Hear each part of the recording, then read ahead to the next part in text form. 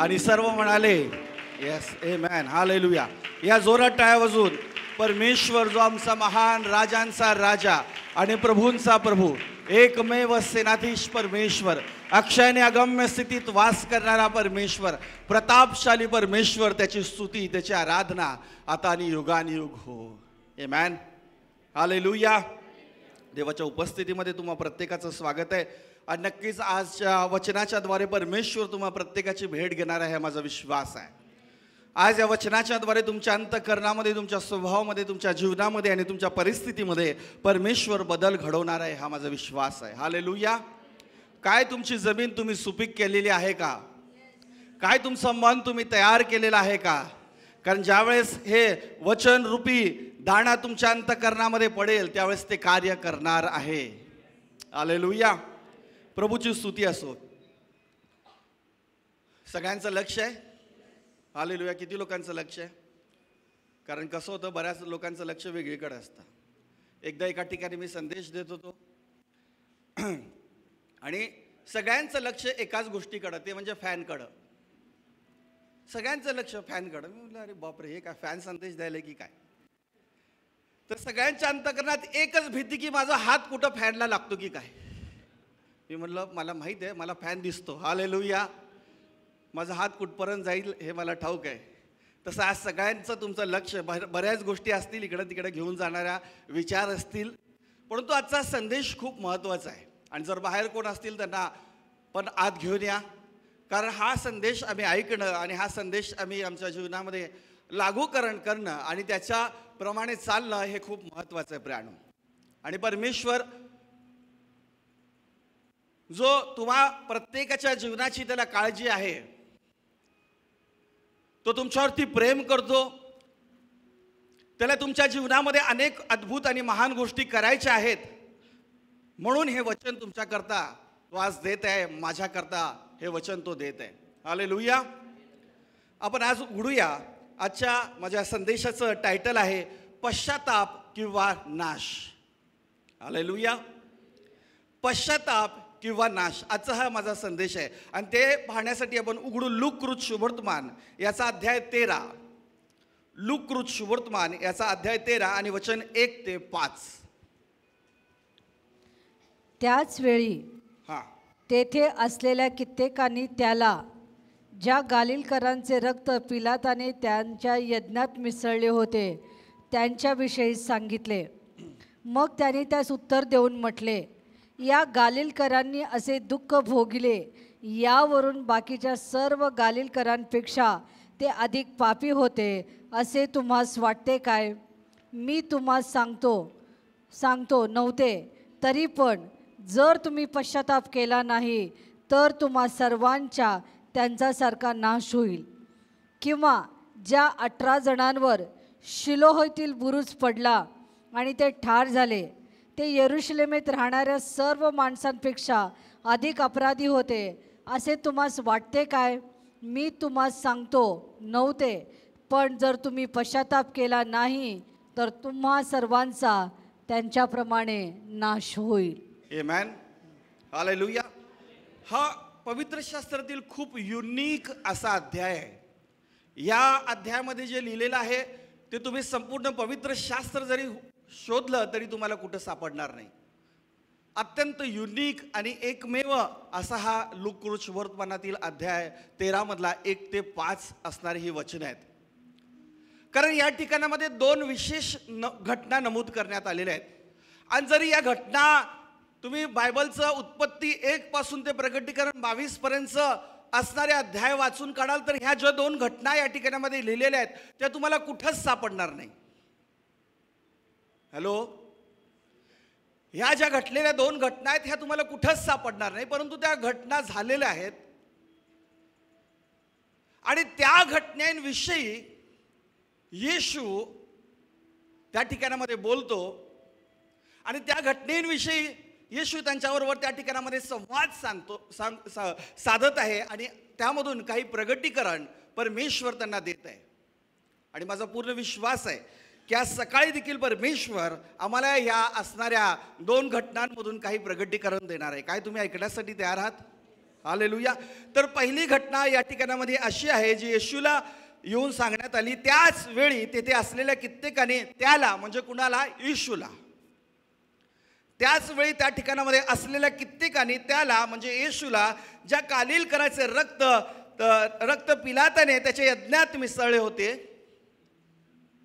पिलात हा अत्यंत क्रूर, रक्तपिपासू, पिलात हा अत्यंत निर्दयी मनुष्य, पिलात हा अत्यंत लोकांची कत्तल करणारा. आपण पाहतो, आपल्याला सगळ्यांना माहिती आहे की त्यांनी त्या बालकांची कत्तल केली. आणि असा हा कत्तल करणारा हा रक्तपिपासू यांनी आपल्या साम्राज्याचा काही भाग, आता याची नमूद कुठं नाही, परंतु जर तुम्ही ॲम्प्लिफाईड व्हर्जन वाचाल किंवा दुसऱ्या भाषांतरामध्ये तुम्ही वाचाल तर तुम्हाला त्या ठिकाणामध्ये कळेल या असणाऱ्या गोष्टीविषयी, या घटनेविषयी, की पिलात याने त्याच्या राज्याचा काही भाग त्याच्यापासून हिसकावून घेण्यात येईल यहुद्यांकडून, म्हणून त्याने त्या ठिकाणामध्ये मंदिरामध्ये अर्पण करत असलेल्या काही लोकांना त्याने मारून टाकलं. नुसतं मारून टाकलं नाही, तर त्या गालीलकरांचं रक्त त्यांनी यज्ञात मिसळलं. हालेलुया. आणि नुसतं रक्त त्यामध्ये मिसळलं नाही, तर त्याने त्या ठिकाणामध्ये त्या गोष्टीला सेलिब्रेट केलं. सगळ्यात महत्त्वाची गोष्ट आपण या ठिकाणामध्ये पाहतो, आणि ते लोक येऊन या ठिकाणामध्ये कुणाला ही गोष्ट सांगत आहेत, तर येशूला ही गोष्ट सांगत आहेत. आणि येशू त्यांना या गोष्टीविषयी सांगत आहे. मग त्याने त्यास उत्तर देऊन म्हटले, या गालीलकरांनी असे दुःख भोगले. काय भोगले गालीलकरांनी?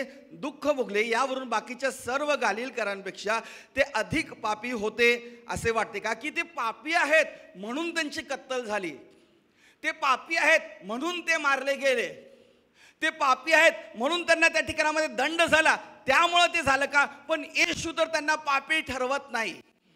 Hallelujah, hallelujah. स्वतः येशू त्या ठिकाणी म्हणतो, मी तुम्हा सांगतो नव्हते. फारच चक्रावून सोडणारी ही घटना आहे. जर मग ते पापी नव्हते, तर विरोधी व्यक्तीचा हात त्यांच्यावर पडला कसा? हॅलो, चला तुमच्या विश्वासाला आज सकाळी मला थोडं स्ट्रेच करू द्या. तुमच्या विश्वासाला कुठेतरी आज खेचू द्या. हालेलुया. जर ते येशू म्हणतो की ते पापी नव्हते, तर मग ते मारले का गेले? आमच्या देखील जीवनामध्ये काही वेळेस आम्ही हे असं आमच्या जीवनामध्ये आम्ही म्हणतो की देवा, मी पाप केलं नाही तर हे अरिष्ट माझ्यावरती का आलंय? हॅलो, मी चुकीच्या गोष्टींची हात मिळवणी केलं नाही तरी देखील त्या ठिकाणामध्ये रक्त का सांडण्यात आलं? तरी देखील या दुःखामधून मी का चाललेलो आहे? तरी देखील या पेन मधून मी का चाललेलो आहे? तरी देखील या त्रासदीमधून मी का चाललेलो आहे? हालेलुया. याचं सगळ्यात महत्त्वाचं कारण आम्ही समजून घेतलं पाहिजे प्रियानो. जे येशू या ठिकाणामध्ये सांगतो ते कारण मी तुम्हाला सांगतो, तरी पण जर तुम्ही पश्चाताप केला नाही, ते का मेले त्यांचा विषय सोडून द्या. ज्यांचे जे जिवंत आहे त्यांच्याकडे पहा. Hallelujah, hallelujah. बऱ्याच वेळेस मेलेल्या गोष्टींना आम्ही धरून बसलेलो आहोत, घडून गेलेल्या घटनेला आम्ही धरून बसलेलो आहोत, होऊन गेलेल्या परिस्थितीला आम्ही धरून बसलेलो आहोत, भूतकाळाला आम्ही धरून बसलेलो आहोत, वाईट अनुभवांना आम्ही धरून बसलेलो आहोत. आणि जे ब्राईट फ्युचर आमच्या समोर येशूच्या रक्ताच्या द्वारे खंडने देऊन प्राप्त करून आम्हाला मिळालेलं आहे, त्याला आम्ही विसरत आहोत. हॅलो, काही चुकीच्या समजुतीला आम्ही धरून बसलेलो आहोत, काही चुकीचे फॉल्स परसेप्शन्सला आम्ही धरून बसलेलो आहोत. नाही, मी मागं असं 7 रस्त्यावरून चाललो होतो, एक माणूस जोराने माझ्या पडून गेला, मग मी काय करतो, आता असा जातो. False perception. हॅलो, तिसरा एक महामाणूस म्हणतो, मी 7 रस्त्यावरून जातच नाही, मी काय करतो माहिती का, असं सिव्हिलच्या इकडनं जातो. हॅलो, मृत्यूला सिव्हिलकडचा रस्ता माहित नाही.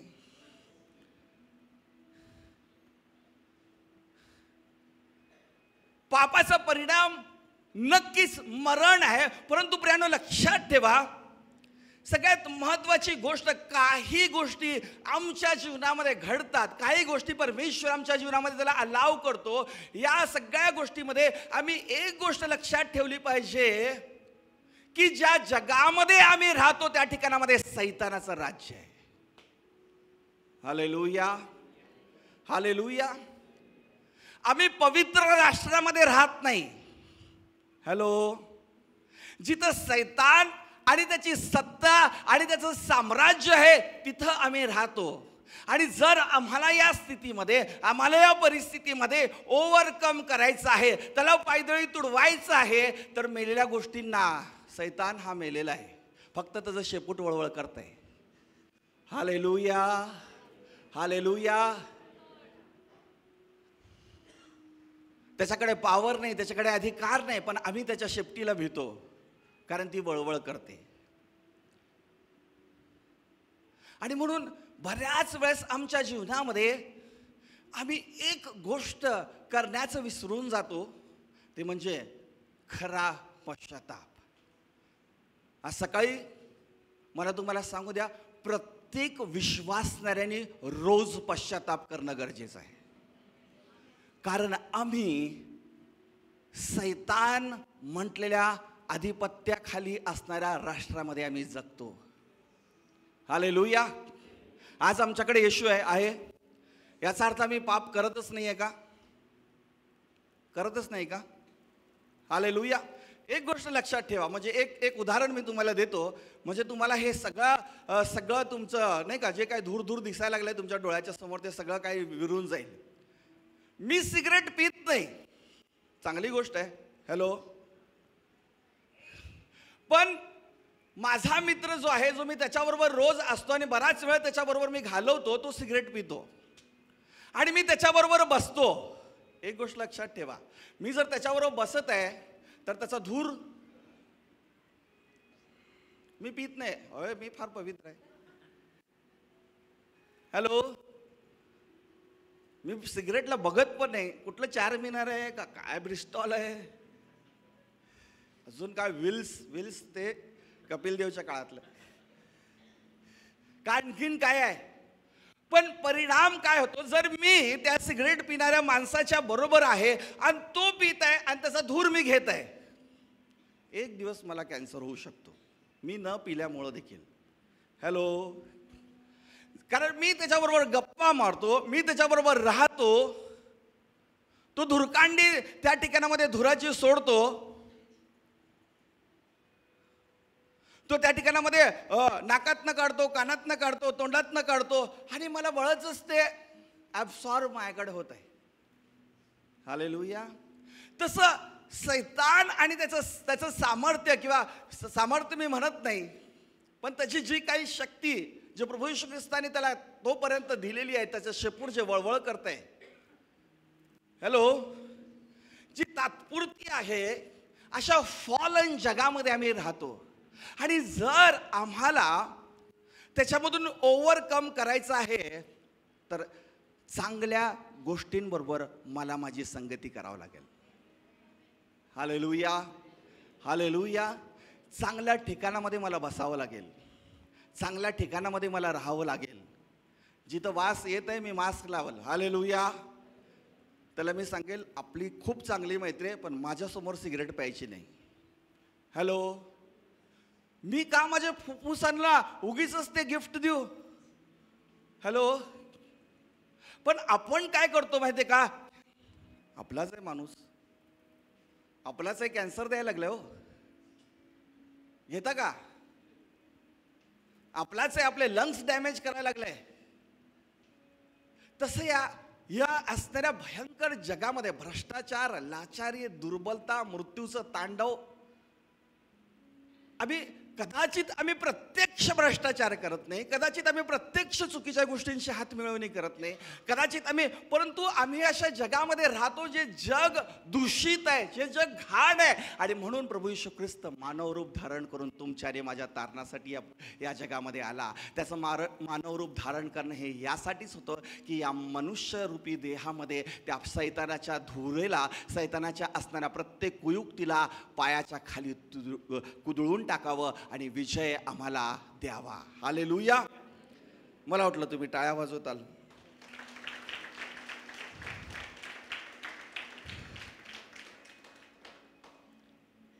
दुसरी महत्वाची गोष्ट, आणि ही आम्ही समजून घेतलं पाहिजे. आम्ही चांगल्या चर्चला जातो, व्हेरी गुड, आम्ही चांगली आराधना करतो, चांगली गोष्ट आहे. आम्ही चांगलं दशमांश देतो, चांगली आम्ही आराधना करतो, आम्ही खूप आशीर्वादित धन्य लोक आहोत. एक पुस्तक वाचत होतं, खूप सुंदर आहे. J.C. रायल, एक महान व्यक्ती, अद्भुत व्यक्ती, जबरदस्त माणूस. पश्चाताप त्यांचं याच्या विषय आहे. त्यांनी खूप सुंदर सांगितलं की तुम्ही असं समजू नका की सिगारेटचा धूर तुम्हाला कमजोर करत नाही.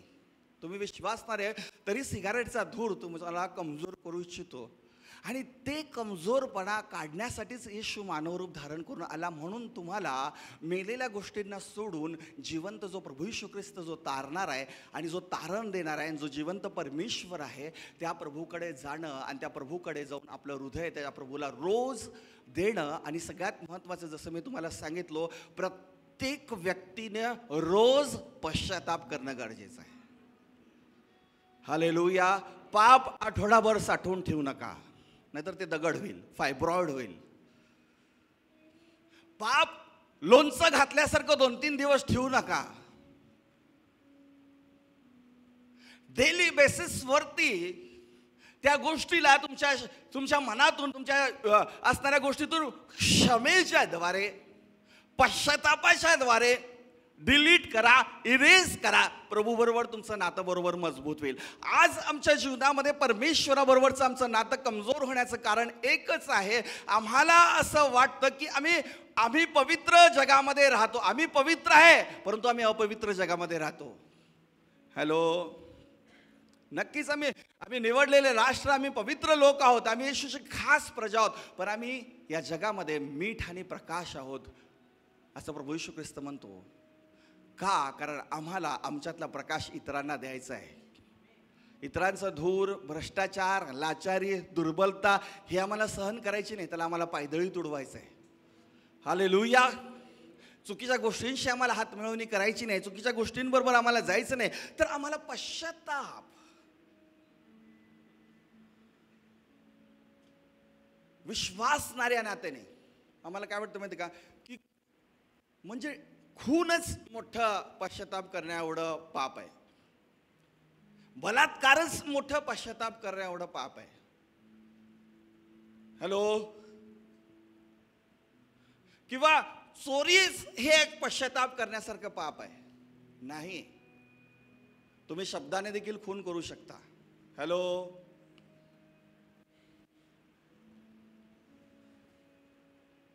आणि मग परत म्हणता मला राग आला, सहनच झालं नाही.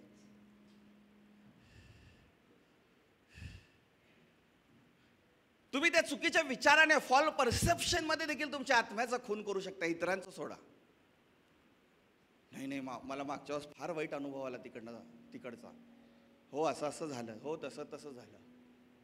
आणि ह्या पद्धतीने, साठवणुकीने, या सगळ्या गोष्टीने ते काय होतं माहिती का, ते सगळ्या गोष्टी आम्ही साठवून ठेवतो. कारण आम्हाला साठवायला खूप आवडतं ना, जुनं साठवायला तर लय आवडतं. आत्ता तुमचं घर जाऊन स्वच्छ केलं तर 80% गोष्टी फेकायच्या आहेत. हॅलो. पण का ठेवलेत माहित नाही. गाठोडं बांधलंय, कॅरी बॅग मध्ये ठेवलंय, माळ्यावर ठेवलंय, सोफ्याच्या आत ठेवलंय, आणखीन नाही तिथं कप्पे केलेत, आणखीन एखादी रूम घेतली आहे, आणखीन एक माडी चढवली आहे. हॅलो. तिथं दुसरेच राहायला लागले, तिथं दुसऱ्याच गोष्टी वास करायला लागल्या, तिथं दुसऱ्याच गोष्टींचा प्रभाव आहे.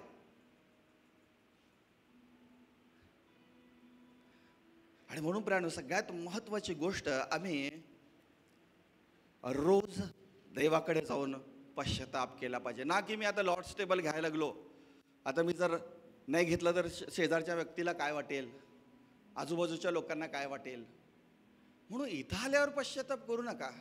Hello hello, hallelujah. डेली बेसिसवरती आम्ही आमच्या जीवनामध्ये देवाकडे जाऊन जे काही आम्ही चुकीचं बोललेलं आहे, चुकीचा वार्तालाप केलेला आहे, जे काही इतरांचा आम्ही दुखावलेलं आहे, आपल्याला काय वाटतं माहिती का, मेलं म्हणजेच ते काहीतरी पडलं नाही. आम्ही आध्यात्मिकरित्या मरतो प्रियानो जर आम्ही पश्चाताप करत नाही. We are like a stubborn heart. Hallelujah. आणि मग स्टबन हार्ट वरती प्रगटीकरणाचा पाऊस पाडा, तो व्यक्ती आहे तसंच आहे.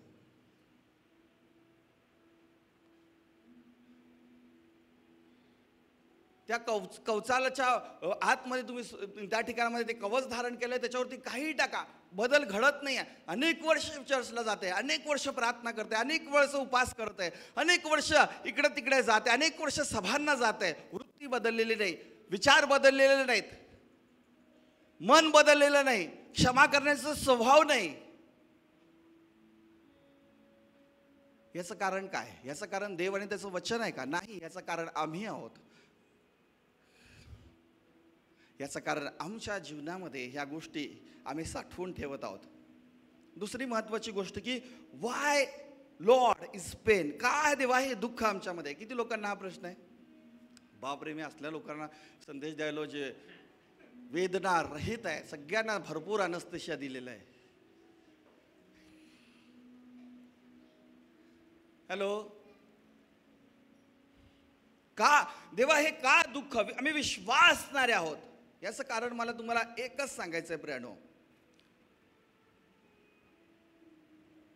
योहान सुवर्तमान याचा अध्याय 16 आणि वचन 35 मध्ये वचन 33 मध्ये असं म्हटलेलं आहे, जगात तुम्हाला क्लेश होतील. अंडरलाईन करा या वचनाला. योहान 16 आणि वचन 33.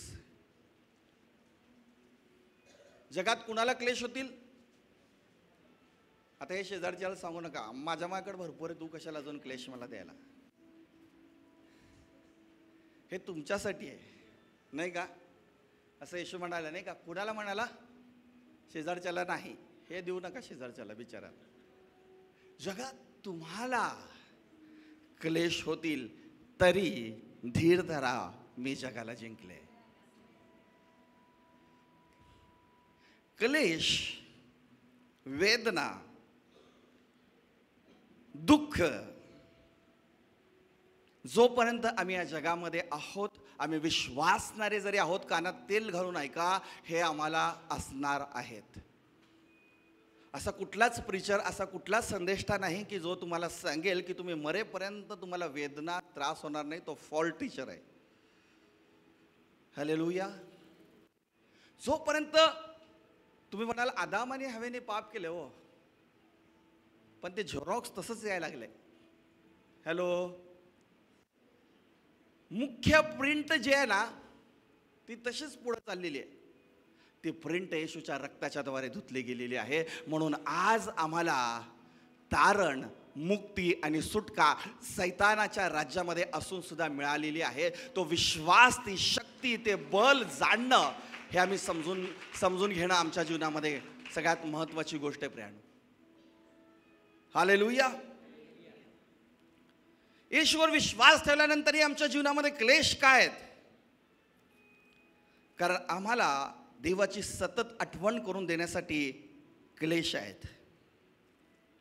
लक्षात ठेवा. आता आणखीन एक उदाहरण देतो, म्हणजे तुम्हाला का क्लेश आहेत हे समजेल. हॅलो, गरम पाणी घ्या, घरी गेल्यावर करा, इथं नाही आहे म्हणून. आणि त्या गरम पाण्यामध्ये सारखंच गरम पाणी तापवा, एकच पातेलं ठेवा, त्याच्यामध्ये गरम पाणी करा, गरम पाणी उकळवा, आणि त्याच्यामध्ये एक अंड टाका आणि त्याच्यामध्ये एक बटाटा टाका. हॅलो, परिस्थिती सारखीच आहे. अंड घट्ट होईल, बटाटा नरम होईल. परिस्थिती सगळ्यांना सारखीच असते. कुणाला जड, कुणाला कमी नसते. पण आम्ही त्यामध्ये नरम होतो का कडक होतो हे आमचा स्वभाव आम्हाला ठरवायचा आहे.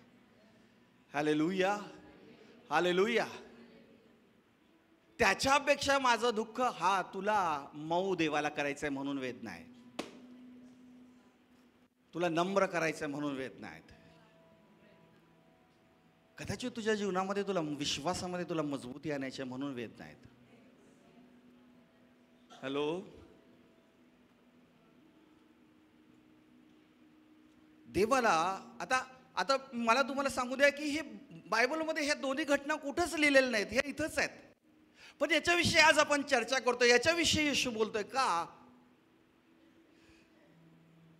कारण काहीतरी त्या घटनांमागं आमच्या जीवनासाठी शिकवण्यासाठी देवाचा हेतू आहे. त्या परिस्थिती मागं आम्हाला शिकवण्यासाठी देवाचा हेतू आहे. त्या लोकांना वाटलं की ते पापी होते म्हणून मेले. येशू म्हणतो नव्हते. पण जे आज तुम्ही ते करत आहात ते तुम्ही तुमच्या जीवनाला सुधरवा. तुम्ही तुमच्या स्वभावाला बदला. तुम्ही तुमच्या स्वभावाला त्या ठिकाणामध्ये नम्र करा. जगात तुम्हाला क्लेश होतील तरी धीर धरा, मी जगाला जिंकले आहे. जर तुम्ही योहान 16 मध्ये संपूर्ण अध्याय वाचाल तर त्यामध्ये खूप सुंदर येशूची ती असणारी प्रार्थना, येशूची असणारी त्या ठिकाणामध्ये त्याचं मन त्याने या ठिकाणामध्ये काढून तुमच्यासाठी आणि माझ्यासाठी दिलेलं आहे. मला अद्याप तुम्हाला पुष्कळ गोष्टी सांगायच्या आहेत, परंतु आत्ताच तुमच्याने त्या सोसवणार नाही. आणि म्हणून काही गोष्टी परमेश्वर आमच्या जीवनामध्ये अलाव करतो. देवा, जे जगात आहेत त्यांच्यासाठी मी प्रार्थना करत नाही, पण जे माझे आहेत त्यांच्यासाठी मी तुझ्याकडे प्रार्थना करतो की यांना तू सत्यामध्ये राख, यांचा तू सांभाळ कर. आजही येशूची तुमच्यासाठी मध्यस्थी आहे पित्याकडे. आजही येशूची प्रार्थना आहे पित्याकडे तुमच्या आणि माझ्यासाठी. त्याच्याकडे अधिकार आहे, त्याच्याकडे सत्ता आहे, त्याच्याकडे सामर्थ्य आहे, त्याच्याकडे अभिषेक आहे, त्याच्याकडे जीवन आहे. परंतु जसं तो सांगतो की जसे त्याने क्लेश भोगले, हालेलुया, ज्याचे हाल करणाऱ्याच्या हाती त्याने स्वतःला सोपवून दिले, त्याच्या दाढीचे केस उपटण्यात आले, त्याला काट्यांचा मुकुट घालण्यात आला, त्याच्या कुशीमध्ये भाला भोसकण्यात आला. क्लेश होतील. नंबर 2 म्हणून धीर धरा. शेजारच्या व्यक्तीकडे पाहून म्हणा धीर धरा. काही करू नका, गोळ्या खाऊ नका, औषध घेऊ नका. धीर धरा, मी जगाला जिंकलंय. तुमचा आजार तुम्हाला मारणार नाही, तुमची परिस्थिती तुम्हाला गाडणार नाही, कुठला बुरुज तुमच्यावरती पडणार नाही, कुठलं संकट विपत्ती तुमच्यावर येणार नाही. परात्पराचा देव तुमच्या साह्यासाठी आहे. ज्याच्या डोळ्याला झोप लागत नाही व तो डुलकी घेत नाही, असा परमेश्वर तुमच्या बरोबर आहे. पण आम्हाला समजून घेण्याची ही वृत्ती, लॅक ऑफ अंडरस्टँडिंग जे आमच्यामध्ये आहे, जे आम्ही आता आज त्यांना ही गोष्ट कळणार नाही, कारण आज त्यांना ती सोसणार नाही. हॅलो, तुम्हाला कितीही मटण आवडू द्या हो, पण 8 दिवसाच्या बाळाला त्याचं सूप देऊ शकत नाही. त्याच्यामध्ये प्रोटीन आहे, हाय कॅल्शियम आहे. डॉक्टर म्हणेल धीर धरा, त्याला आयुष्यभर मटणच खाऊ घालायचं. हॅलो, नाही हो डॉक्टर, आम्हाला माहिती आहे, आमची आजी सांगितली, त्याच्यामध्ये फार फर्स्ट क्लास प्रोटीन आहे. पण फर्स्ट क्लास प्रोटीन आत्ता नाही आहे. धीर धरा. ज्यावेळेस त्याची हाडं मजबूत होतील, ज्यावेळेस त्याची पचनसंस्था मजबूत होईल, ज्यावेळेस त्याचं जठर व्यवस्थित होईल, ते घेऊ शकेल, ते पचवू शकेल, ते डायजेस्ट करू शकेल, त्यावेळेस त्याला रोज द्या सूप. हॅलो, आणि म्हणून देव आमच्या जीवनामध्ये काही गोष्टींना अलाव करतो. देव आमच्या जीवनामध्ये काही क्लेशाला अलाव करतो, काही परिस्थितीला अलाव करतो, काही घटनेला अलाव करतो, काही सिच्युएशनला अलाव करतो. यासाठी नाही की तो तुमच्या पापांची शिक्षा तुम्हाला देते. आज तर हा मुद्दा तुमच्या मनातून पूर्णपणे लांब कुठेतरी कंबरच्या तलावात नेऊन टाका. हॅलो, की मी पाप केलंय म्हणून ही माझ्याबरोबर असं घडलंय, अजिबात नाही. मी ख्रिस्तामध्ये मी आशीर्वादित आहे, मी धन्य आहे. मी मुक्त झालेला आहे, पापाची सत्ता माझ्यावरती नाही. हा, काही अंशामध्ये मी सैतानाच्या सत्तेखाली आहे, परंतु त्याची सत्ता माझ्यावरती नाही आहे. कारण जगामध्ये जो आहे त्याच्यापेक्षा तुमच्यामध्ये जो आहे तो सामर्थ्यशाली परमेश्वर. आणि म्हणून आम्हाला राईज करायचं आहे, विश्वासात उठायचं आहे, आत्मिक युद्ध करायचं आहे, वचनाचा सराव करायचा आहे. आमच्या आत्म्याला, आमच्या इंद्रिय दमनला, आमच्या विश्वासाला मजबूती आणायची आहे. आमच्या अवयवांना रोज कसरत करायची आहे. हालेलुया.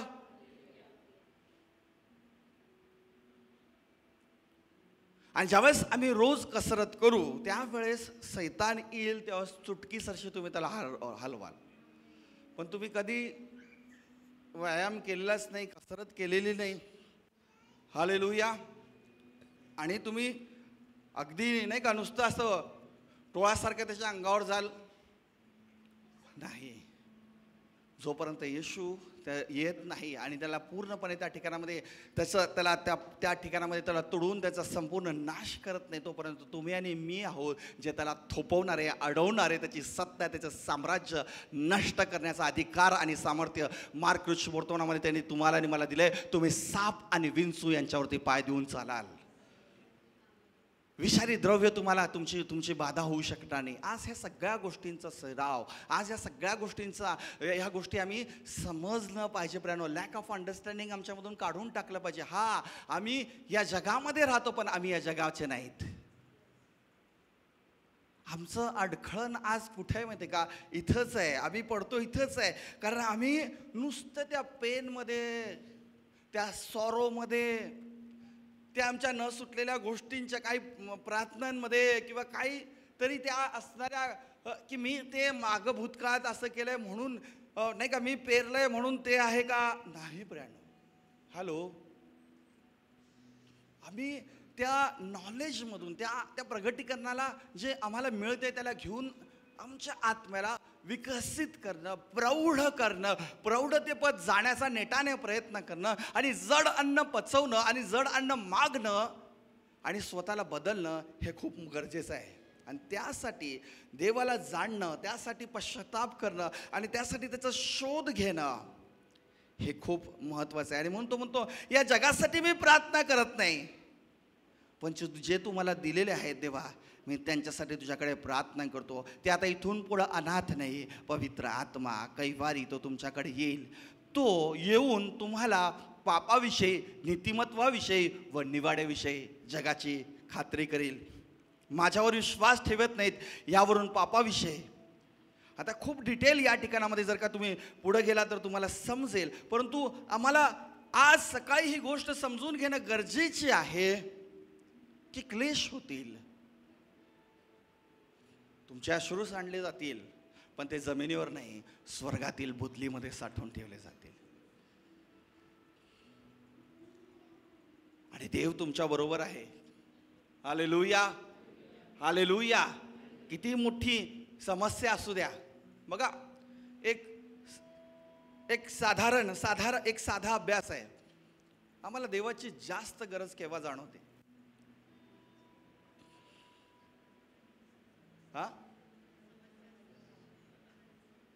पण आम्हाला समस्या नकोय, कुणालाच नकोय. पण जसं संत पौलाने आपली सेवा सुरू केली तसं तो म्हणतो की संकट आणि समस्या ही माझी वाट बघत आहेत. असं कुठला देश होता जिथं तो गेल्यावरती त्याला पुलपीट मिळालं, माईक मिळाला?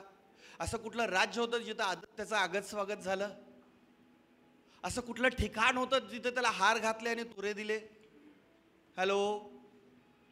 आपल्या सगळ्यांचं बायबल एकच आहे. जिथं तो गेला तिथं साप त्याची वाट पाहत होते. जिथं तो गेला ते राजा त्या ठिकाणामध्ये त्याला पकडण्याची तरतूद करत होता. रात्रीतनं गाव बदलले, पेहराव बदलले, पण त्यांनी सुवार्ता, देवावरचा विश्वास, तो म्हणाला हा काटा माझ्यामधून तू काढून टाक. तू परमेश्वर म्हणाला, माझी कृपा तुला पुरेशी आहे, तो काटा तुझा जीव घेणार नाही, ती परिस्थिती तुला त्या ठिकाणामध्ये टाकणार नाही. आणि म्हणून प्राणो, ह्या वेदना ज्या आहेत, या जे दुःख आहेत, हे आम्हाला काही अंशी देवाच्या जवळ नेण्यासाठी आहेत असं मला म्हणू द्या प्रियानो. आमेन. Hallelujah, hallelujah. आणि अशा हजार सुखाच्या क्षणांपेक्षा दुःखाचा एक क्षण बरा जो मला देवाकडे घेऊन जाईल. आमेन. म्हणून नारायण वामन टिळक म्हणतात, मिळो आम्हा मिळो अन्न पाणी, देवाच्या चिंतनी मग्न आम्ही. कारण त्यांना माहिती आहे मनुष्य केवळ भाकरीने नव्हे तर परमेश्वराच्या मुखातून निघणाऱ्या प्रत्येक वचनाने जगेल. तुम्ही मरणार नाही, सैतान तुमचं अहित करणार नाही, सैतान तुमच्या जीवनामध्ये कधी विष घालवू शकणार नाही, सैतान तुमच्या लेकरांच्या जीवनाबरोबर कधीच खेळू शकणार नाही, कारण तुम्ही येशूच्या रक्ताच्या अधीन झालेले लोक आहात. आणि म्हणून पापाविषयी भिवू नका, चिंता करत बसू नका, काळजी करत बसू नका. तुम्हा प्रत्येकाचं भविष्य परमेश्वराने त्याच्या हातावरती नमूद करून ठेवलेलं आहे आणि ते सुंदर आहे आणि ते आशीर्वादित आहे आणि ते धन्य आहे. योबाच्या जीवनाकडे आम्ही पाहतो, योसेफाच्या जीवनाकडे आम्ही पाहतो. योब याचा अध्याय 13 आणि वचन 41 या अध्यायाच्या स्पॅन मध्ये परमेश्वराने 77 प्रश्न योबाला विचारले. किती? योब 13 आणि 41 मध्ये 77 प्रश्न परमेश्वराने योबाला विचारले. एक प्रश्नाचं उत्तर योबाकडे नाही. तुम्हाला हे मला ठाऊक नाही हे कसं घडतं, गर्भाशयात बाळ कसं होतं, त्याचे हाडे कशी जुळतात, त्याचं नख कसं होतं, ही पृथ्वी कशी टांगलेली आहे, हे तुला कळते का? तुला नाही कळत. तुला जे कळतं ते कळ. Trust in the lord. देवावरती भरोसा ठेव. हे माझ्या जीवा, तू का खिन्न झाला, तू का निराश झाला? देवाची आशा धर, तो पुनरुपी तुला दर्शन देऊन तुला त्या ठिकाणामधून त्या सगळ्या परिस्थितीमधून मुक्त करेल. 77 प्रश्नांपैकी एकही प्रश्नाचं उत्तर योबाकडे नाही, पण योबाचं सगळं काही त्याला परत मिळालं, कारण देव त्याच्याकडे होता. म्हणून प्रश्नाने उत्तर आमचं समाधान करणार नाही, जिवंत देव आमचं समाधान आहे. प्रभू परमेश्वर आमचं समाधान आहे. आणि म्हणून यशाच्या पुस्तकामध्ये खूप सुंदर लिहिलेलं आहे की आम्ही त्याच्याकडे जावं धैर्याने आणि त्याच्याकडे आम्ही ज्ञान मागावं, त्याच्याकडे जावं आणि आम्ही आमच्या स्वतःच्या, आमच्या आत्म्याला, आमच्या जीवाला त्या प्रभूमध्ये विकसित करावं. वचन 3, मी तुम्हाला सांगतो तरी पण जर तुम्ही पश्चाताप केला नाही, पश्चाताप किंवा नाश आहे लक्षात घ्या. जर इथे एक फार मोठी जर म्हटलेली कात्री आहे. हॅलो, जर तुम्ही पश्चाताप केला नाही तर काय होईल हे कोण बोललंय? हॅलो, जर तुम्ही पश्चाताप केला, तुम्हाला समजतंय पश्चाताप करणं, जर तुम्ही त्याकडे इग्नोरन्स केलं, जर गोष्टी गृहीत धरल्या, जर देवाच्या उपस्थितीला गृहीत धरलं, जर देवाच्या कृपेला गृहीत धरलं, तर प्रियानो लक्षात ठेवा, वचन आम्हाला सांगतं आमचा नाश होईल, त्यांच्यासारखा नाश होईल. किंवा ज्या 18 जणांवरती शिलोहोतील बुरुज पडला आणि ते ठार झाले. का पडला बुरुज आता आपल्याला माहित नाही, काय स्ट्रक्चरल प्रॉब्लेम असेल. शिलोहोच्या तिकडं जाऊन तो आंधळा जाऊन त्या ठिकाणामध्ये गेला आणि त्याचे डोळे तिथं उघडले, पण तिथंच एक बुरुज होता, तो त्या लोकांवरती पडला. तर काय माहित कुजला असेल. हॅलो, आणि ते 18 लोक मेले. ते यरुशलेमेत राहणाऱ्या, ते देवाच्या घरात राहणाऱ्या माणसांपेक्षा अधिक अपराधी होते असे तुम्हाला वाटते का? मी तुम्हाला सांगतो नव्हते. म्हणजे ते काय नव्हते? ते काही चोर नव्हते, ते काही पापी नव्हते, ते काही दुष्कर्म करणारे नव्हते, ते काही चुकीच्या गोष्टीमध्ये असणारे ते नव्हते, असं आपण समजू. पण मी तुम्हाला सांगतो, तुम्ही पश्चाताप केला नाही. आज येशू जे जिवंत लोक आम्ही आहोत ते आमच्याबरोबर डील करत आहे आणि आम्हाला तो सांगत आहे, मेलेल्या गोष्टींना पटकन पुरा मोठी माती टाका आणि विसरून जा त्या गोष्टी. हॅलो, त्याला कवटाळू नका, त्याला गोंजारत बसू नका, निर्णय घ्या. हालेलुया. शेजारच्या व्यक्तीला हलवून म्हणा, निर्णय घे. हालेलुया. मला बाप्तिस्मा घ्यायचंच आहे, मला घ्यायचंच आहे, मला घ्यायचंच आहे. 18 वर्ष झाले बुरुज पडायची वाट बघतो.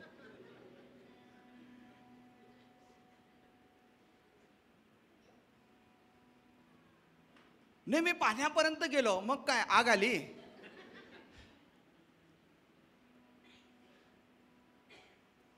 आणि गोंजाळतो आम्ही, विश्वासणारे असून, चांगल्या सगळ्या गोष्टी समजून घेणारे, सगळ्या गोष्टींचं प्रगटीकरण, मर्म समजून घेणारे, पण आम्ही निर्णय घेत नाही. आणि जर आम्ही घेतला नाही तर आम्ही देवाच्या मंदिरात असून सुद्धा नाश झाल्याला देव जबाबदार नाही.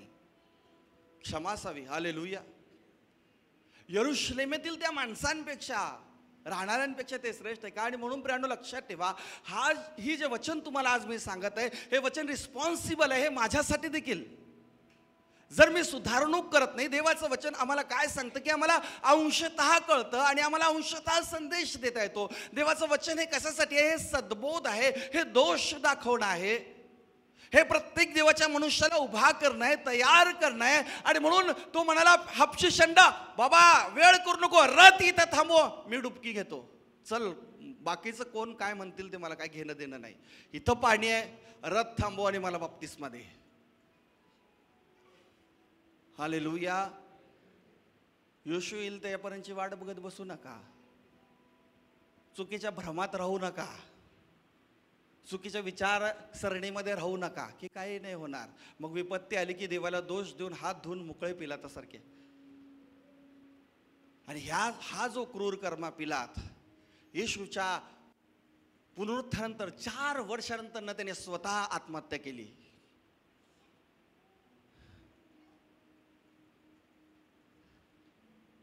जर आम्ही चुकीच्या निर्णयामध्ये असलो, जर आम्ही चुकीच्या गोष्टींमध्ये असलो, जर आम्ही निर्णय प्रक्रियेला वेळ लावत असलो, तर आम्ही विश्वासणारे असून सुद्धा, मला जड वाक्य बोलू द्या, आमचा नाश होईल. आम्ही चांगल्या चर्चचे असून सुद्धा आमचा नाश होईल. आम्ही उत्तम ते अर्पण देणारे असू द्या, आमचा नाश होईल.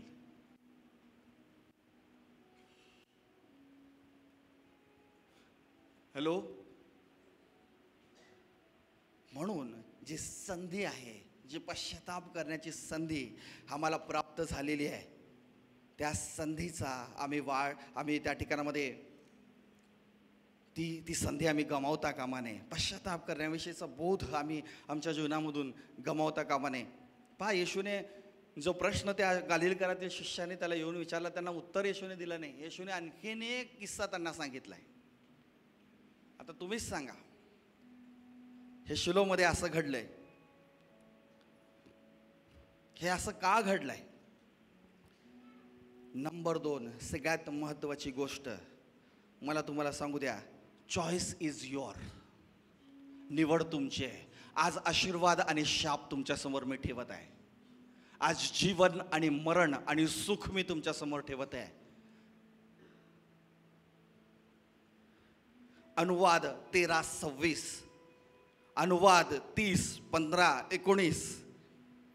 आज तुम्ही काय त्याला रिस्पॉन्स देता? आज तुम्ही काय निवडत आहात? काय आज आम्ही चुकीची निवड करत आहोत का? काय आज आम्ही आमच्या जीवनासाठी काय मागत आहोत? मी शाप आणि आशीर्वाद आज तुमच्या समोर ठेवत आहे. कोण निवडणार शाप? कुणीच नाही निवडणार. पण काय ती वृत्ती माझ्यामध्ये आहे का? का बुरुज पडण्याची मी वाट बघत आहे? का काहीतरी धडामधुडाम होण्याची मी वाट बघत आहे? का काहीतरी असं काहीतरी व्हावं आणि मग मी परमेश्वराकडे वळावं आणि मग मी गोंताट नेसावं आणि मग मी उपवास करावा? आणि म्हणून दावीद स्तोत्रसंहिता 118 आणि त्याच्यात ते सेंटर मधलं वचन, मनुष्याला शरण जाणं याच्यापेक्षा देवाला शरण जाणं हे कधी चांगलं आहे. अधिपतीला शरण जाणं याच्यापेक्षा देवाला शरण जाणं हे कधी पण चांगलं आहे. आज आम्ही शरण जावं ते जे देवाला प्रियानो. काय आज आम्ही निवडत आहोत? ठीक आहे, आता भावानी चुकीचे चूज केले, पण आज आम्ही काय निवडत आहोत? आमच्या विचारातून आमची काय चॉईस आहे? आज आम्ही कुठल्या गोष्टीला आमच्या जीवनामध्ये आम्ही निवडत आहोत प्राणो, हे आम्ही तपासून बघावं. आम्ही आज विश्वासणाऱ्या नात्याने आम्ही स्वतःला त्या ठिकाणामध्ये बघावं, स्वतःला आरशामध्ये आम्ही त्या वचनरूपी आरशामध्ये स्वतःला आम्ही आणावं. जर आम्ही योग्य निवड केली प्रियानो, तर मला तुम्हाला सांगू द्या, ख्रिस्त म्हटलेला लाभ मला प्राप्त होईल. आणि जर आम्ही चुकीचं नाही का त्या ठिकाणामध्ये असणारा लोट म्हणाला, जे सगळं काही हिरवंगार दिसतंय ना, अब्राम ते माझं आहे. हॅलो, उत्तम जे सगळं दिसत आहे ना, हे जगातलं आहे, हे सगळं माझं आहे. अब्राम म्हणाला, मी जिथं उभा आहे, देव त्या रानाचं माझ्यासाठी बाग करेल. मी जिथं उभा आहे त्या भूमीला परमेश्वर आशीर्वादित करेल. ते जंगल असेल तर माझ्यासाठी वन बनेल, ते सुंदर माझ्यासाठी आशीर्वादित ठिकाण बनेल. तू लोट जे निवडायचे ते निवड, पण मी परमेश्वराला निवडतो. मग भले ती त्या ठिकाणामध्ये ती भूमी कसलीही खडतर असू द्या, पण ज्या भूमीला तुमचं पाऊल लागेल ती भूमी आशीर्वादित होईल. ज्या भूमीवरती तुम्ही उभा राहाल ती भूमी आशीर्वादित होईल. आज वाटेल कठीणता, हॅलो, आज वाटेल आम्ही काहीतरी चुकीचं काहीतरी निवडण्यामध्ये काहीतरी हे गोष्टींमध्ये आम्ही स्वतःला शहाणे समजत आहोत का? हॅलो, फसू नका. देवाचा उपवास व्हावायचा नाही. गलती 6. आणि म्हणून ह्या लोकांनी जे डोळ्याला दिसतंय, हवेने जे डोळ्याला दिसतंय ते निवडलं, लोटाने जे दिसतंय ते निवडलं. आता कदाचित असं म्हणतात, माहीत नाही ह्याला काहीही दुरोजाने, की त्या एखाद्या दिवशी योबाने त्या ठिकाणामध्ये तेवढी आराधना केली नाही, एवढं अर्पण त्या ठिकाणामध्ये केलं नाही. तुम्हाला नाही मला काय माहित, आपण स्वर्गात गेल्यावर योबाला बसून विचारू, चहा वगैरे घेऊ त्याच्याबरोबर. हॅलो, की ते तसं का झालं? आमचा चिकित्सक डॉक्टरी स्वभाव आहे की असं का झालं हेच आम्हाला शोधायचं. Hello, sometimes pain is good. कधी कधी दुःख चांगलं आहे. हालेलुया. अपेंडिक्स फुटायच्या आत काढणं चांगलं आहे, लक्षात घ्या. कधी पण फुटलं तर तुमचा जीव घेईल पोटात ते, म्हणून डॉक्टरला शस्त्रक्रिया करू द्या. Pain is good. Hallelujah, hallelujah. आम्ही नंबर्स ऑफ लोक, लहान मुलं आणि तरुण जण बघितलेत ज्यांचं अपेंडिक्स फुटला आणि ते मरण पावले. यादी सांगितली तर डोळ्यातनं तुम्ही रडत घरी जाल. मग जर ती गोष्टच काढून टाकली तर त्या पेनच्या द्वारे तर आम्ही स्वर्गामध्ये जाऊ, देवाच्या उपस्थितीमध्ये आम्ही जाऊ. म्हणून प्रियानो, दुःख आम्हाला मजबूत करतं, गरम पाणी आम्हाला नरम किंवा मजबूत करतं. आणि सगळ्यात महत्त्वाची गोष्ट आज सकाळी मला तुम्हाला सांगू द्या, काही गोष्टी या रहस्यमय आहेत, या ट्रॅजेडी आहेत, त्या इश्यू आल्यानंतरच तुम्हाला कळतील. उगी इकडं डोकं देऊन तिकडं डोकं देऊन तिकडं असं करून फोडून घेऊ नका. बेस्ट वे, कनेक्शन देवाबरोबर जोडा. सगळ्या गोष्टी देव तुम्हाला रिव्हील करेल.